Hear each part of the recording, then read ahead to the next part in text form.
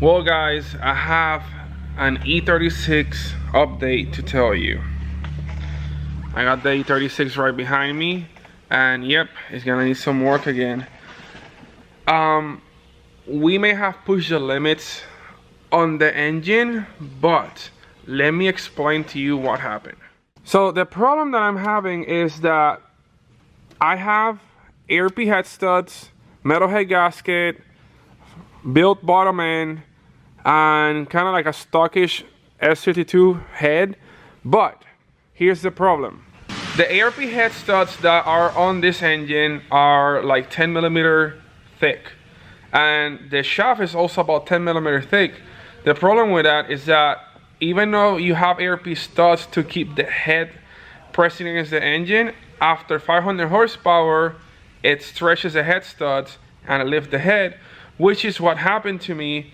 And now I lifted my head and, like, in other words, blew my head gasket because the head lift and then it doesn't seal the head against the block, and it allows compression to seep through the gasket into the water jacket. And then that's why at the dyno, once I told Jack to push it over 500 horsepower, which was my goal, the head lifted, but it made a 500 horsepower on a dyno jet, because on the Mustang that it was about, I think it was 473, I believe.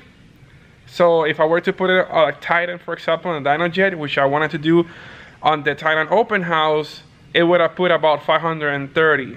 That's what the conversion should be from dyno jet to Mustang dyno. So here's the solution.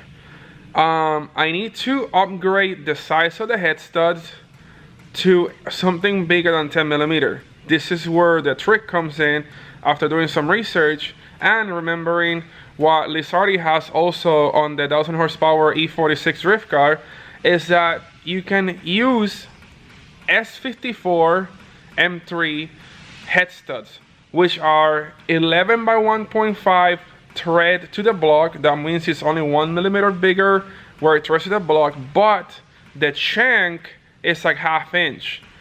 Also important to know, the clamping force from one stud to the other. For example, the head studs that are on my engine go torque to 75 foot-pounds, and the S54 head studs go torque to 105 foot-pounds. So that's how much more clamping force pressing that head down against the block. Also, we proved that you can put 1000 horsepower on a Mustang dyno with those head studs on this artist car. So I'm gonna put the same ones on my car. The problem is the following: I need to drill and retap the block to accept a 11 millimeter stud instead of a 10 millimeter stud. So I just barely have to break through the center of the threads and retap it 1 millimeter bigger. But to do that, you need to pretty much take the engine to the machine shop and get it drilled straight. This is where we kind of like are developing a tool to make that while that block is still in the engine bay. So I'm pretty much gonna take the head off, leave the block behind, and we're making a tool so we can drill and tap the block while still in the car. So that saves a lot of time, and then possibly can also offer that tool to you guys, so anybody who's building an engine that wants to do over 500 horsepower has access to a tool like this, and you can facilitate the preparations to get your engine ready to hold that amount of power without having the same issues that I run into and lifting the head. That means today the task is to remove the head on my car. I'm probably gonna have to start by taking the turbo off.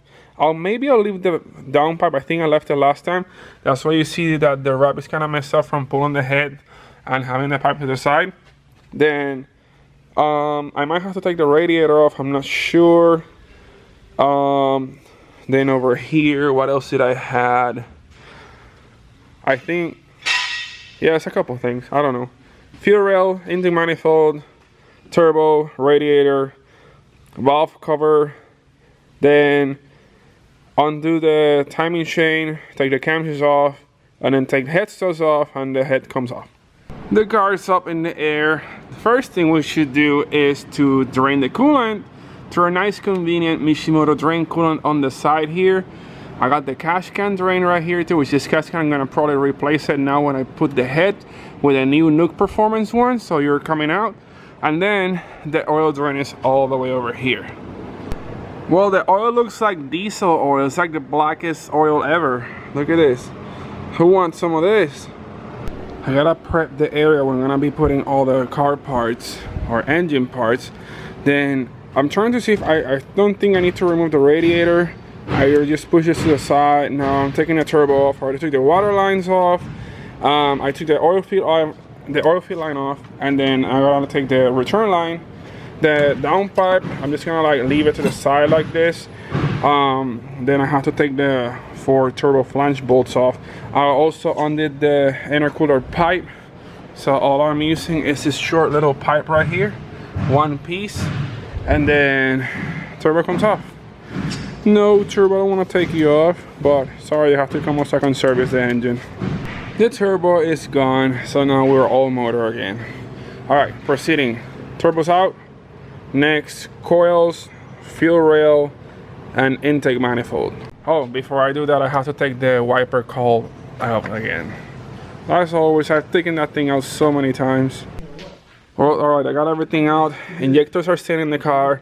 Good thing that they're like bolted on, so I don't have to like leak fuel anywhere. Just take it out, leave the fuel to the side, coils to the side. Valve cover bolts are already removed. I removed all the sensors over here, the turbo water line, and then coolant sensor, cam sensor, and crank sensor down there. Just put the wire over to this side, just leave it hanging. Then you just gotta pop the valve cover off. My engine. All right, let me take this off with both hands so I don't mess it up. All right, front cover is off, valve cover is off, the intake camshaft baffle cover is out. Now I need to start. Oh, what is this? What the? I wonder what that happened. Well, it looks like it's gonna be another repair that I'm gonna have to do. At least I did find the nuts all the way like behind the camshaft there, just so they didn't get lost in the oil pan. So I'm gonna have to undo all these things, get the camshafts off, and then try to rescue that. And one very important thing to do over here is to mark the lifters. Once you take the camshaft off, when you take the cam trays out, the lifters will drop. So you want to mark them before taking the cam tray off. That way you can then put them back in the corresponding spot. What I ended up doing is spray some brake cleaner there, take the oil off the caps, and then with a Sharpie I mark E1 through 12, and then intake 1 through 12, and then I pretty much put the camshaft back in the tray, put the caps on, put the cover on, and put the lifters right next to it. As you can see, they are labeled for each one. Now I got the front timing chain guide off, the 2 little head bolts off that bolt the head to the front cover. Now all we got left is just the ARP studs, so it's our 12 mil 12 points. This is it. All the bolts are out, so it's time to pull the head off. I wonder if I can just like wiggle it from here. Oh yeah. Oh, I took it off the dowel pin. Alright guys, I discovered what happened to the engine, and I'm gonna show you guys the damage and why it happened. Here is my cylinder head flipped upside down. Everything looks so good, or everything looks pretty good, all the way until I get to the last cylinder. This is probably where the lift happened. You can see this black marks past the firing seal area. Alright, first I want to show you what the firing mark is supposed to look like. It's just nice press ring mark around the whole cylinder, right? Then if you look over to the number 6 cylinder, there's carbon sipping from the combustion chamber into the water jacket. This is water right here, so this is where the head lifted the most. And then also we got lifting right here into this other part, so that's why my car was just losing all its water.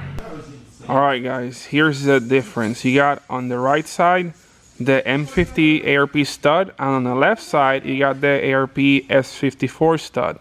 You can clearly see the difference in thickness of these studs.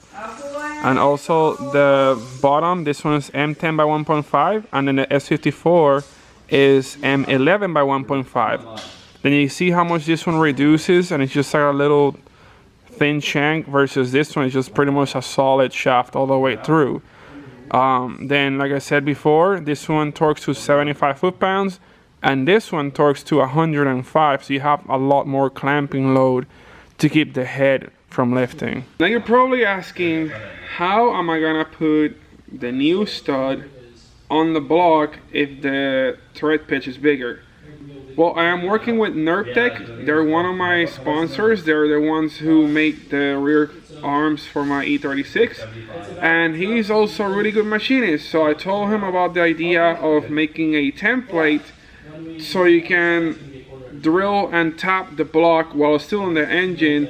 That way saves you costly machining costs, and also waiting for the machine shop to return your engine probably like a week or two. So this way you can just do it the same day or the next day. In my case, I can't do it today because I don't have the part right now, still being shipped. So that means I'm gonna have to cover the drill and tap portion of the video in a separate video, and also installing everything back together and testing the car.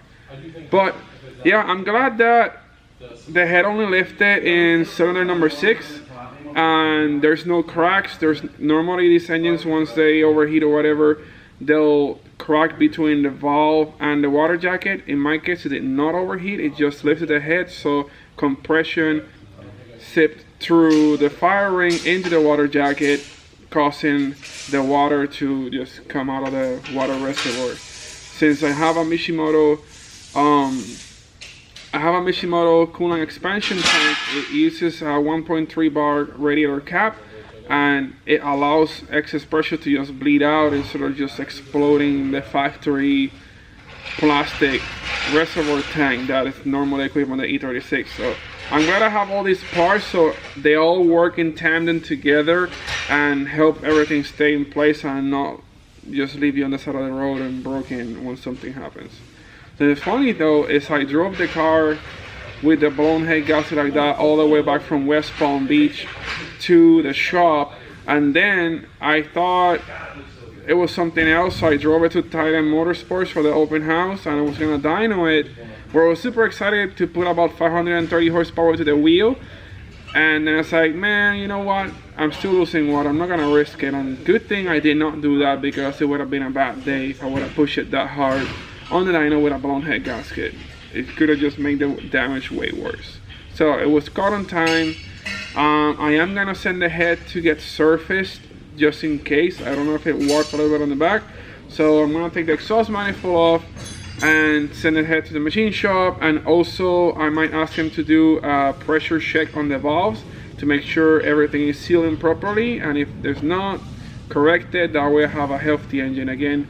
This is what my motor looks like without the head installed. The pistons are looking really good. Looks like it's not burning too rich or lean. It looks very healthy. I'm glad I put forged pistons on this thing. It's the best thing ever. If you look at number 6 cylinder, you can see on the head gasket back here how it's all like burned to the side. So literally fire was coming out from the combustion chamber into the water jacket on that corner, as well as on this corner down here, except it's shadowy, so you can't really see it very well. You may also be asking why am I not taking the engine block to get surfaced. Well, this is an iron block, so they don't really tend to warp or anything like that. The head is more prone to warping in this case, so I'm just gonna take the head to get surfaced, but I don't really have to worry about the block. And also defeats the purpose of not having to take the block to the machine shop to get the threads done. And I'm gonna do it here, so I'm gonna show you guys how to do it. Well, I guess that's it. There's nothing else I can really do today except just clean stuff up and push the car outside until I get the parts in. So I might get to that. I'll see you guys tomorrow.